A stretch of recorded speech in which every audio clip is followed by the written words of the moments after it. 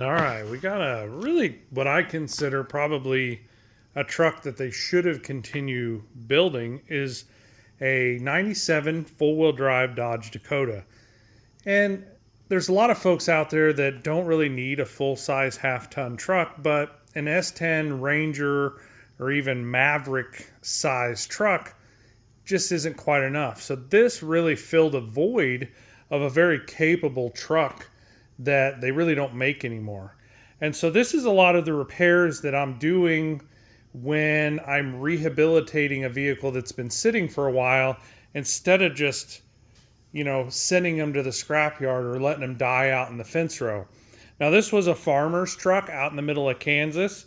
For any of the 3 or 4 people that live in Timken, Kansas, you know what I'm talking about. It's very rural, a lot of agriculture. And as you can see, he used it more for a fuel truck. This is a big diesel fuel tank in the back of it.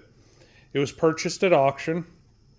So a lot of the things when I'm rehabbing a vehicle, there's a lot of common items that, have gone bad from sitting or neglect. And the tires usually are one of them. So these are a brand new set of Nexans, as you can see on there. They've been sitting around here a little bit as we've been rehabbing it. But that's one of the things. The shocks are always neglected on vehicles. You can see the condition of those. The brake system really takes its toll as well. The clear coat on any of these vehicles built in the 90s domestically was not the greatest. You can kind of see that it's, flaking off there. It's coming off the hood.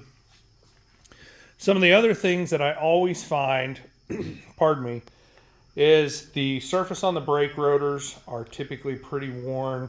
Ball joints, as you can see, that's some old ball joints that we took out of this one. The axles were bad. We're changing a lot of the fluids on this vehicle.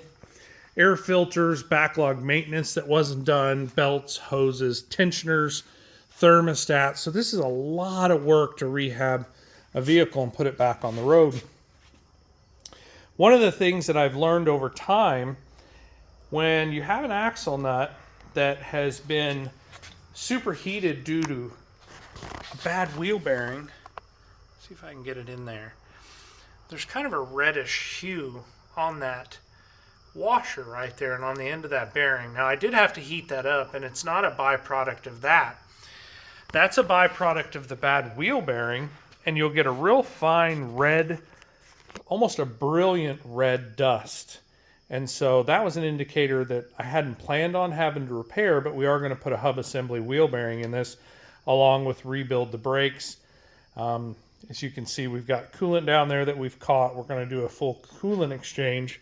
But we're going to get this old Dodge Dakota back out on the road again. Now, a lot of farmers out there, they're real hard on the interior.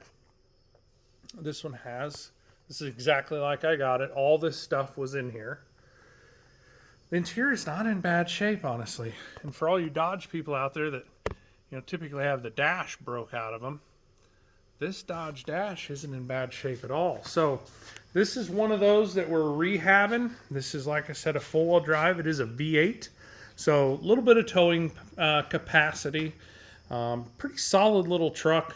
I'll give you another update video once we get it back out on the road. But she's in progress, and we're going to put this back out for somebody to enjoy.